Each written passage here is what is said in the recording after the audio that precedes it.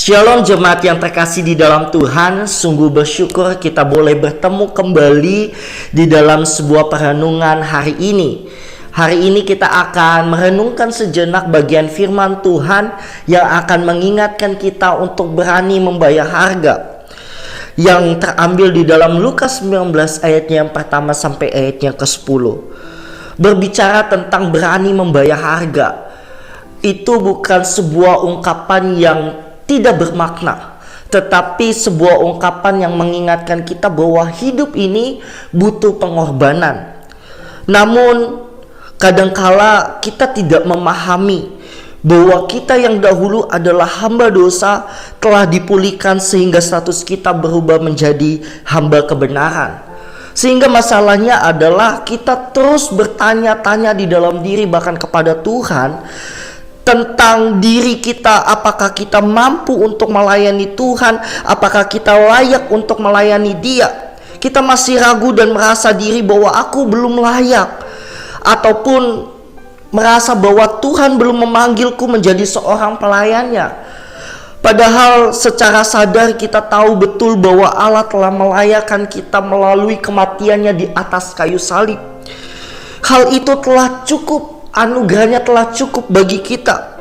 Bukankah pengorbanan yang Dia berikan seharusnya menyadarkan kita untuk meresponi cinta kasih-Nya dengan berani membayar harga melalui setiap pelayanan yang Tuhan percayakan kepada kita?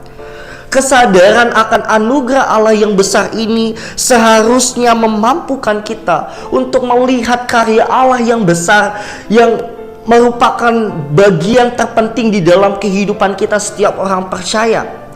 Dan kesadaran ini adalah sebuah perjumpaan yang menuntun kita untuk hidup melayani Dia sesuai dengan kebenarannya.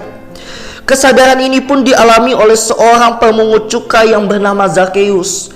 Kita tahu apa yang terjadi atas hidupnya. Ia memiliki karir yang cemerlang. Meskipun dia adalah seorang pemungut cukai, pastinya menjadi seorang Zakheus sebagai orang yang kaya raya, dia mungkin kita menganggap sebagai orang yang dihormati, orang yang dihargai. Tetapi pada kenyataannya, jemaat sekalian, bahwa Zakheus rupanya dianggap sebagai seorang pendosa. Stigma buruk terjadi di dalam kehidupannya. Hal ini karena ia terus memeras orang-orang untuk membayar pajak. Namun di tengah perjumpaannya bersama dengan Yesus, telah mengubah kehidupannya untuk selama-lamanya. Mengapa hal itu terjadi? Hal itu terjadi ketika Tuhan Yesus melihat dia di atas pohon, dan pada saat itulah kasih Tuhan menyentuh hatinya. Respon terbuka dari Tuhan Yesus membuat seorang pemungut cukai yang dibenci orang-orang, yang dianggap sebagai pendosa, bahkan distigma tentang dirinya sebagaimana orang-orang menganggapnya sebagai orang yang buruk, sekarang telah dikasihi oleh seorang yang mengasihi dia, yaitu Tuhan Yesus. Dan bahkan ketika undangan makan malam terjadi, saat itulah Zakheus mau berani membayar harga untuk mengikut Tuhan.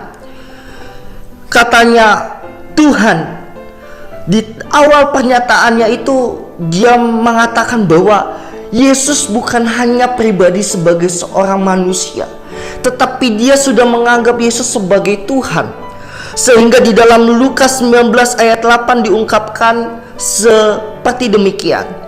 Tuhan, setengah dari milikku akan kuberikan kepada orang miskin, dan sekiranya ada sesuatu yang kuperas dari seseorang akan kukembalikan 4 kali lipat.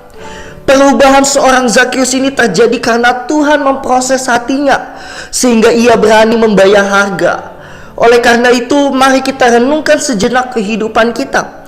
Lihatlah bahwa perjumpaan Zakheus dengan Tuhan menunjukkan bahwa Tuhan Yesus penting baginya.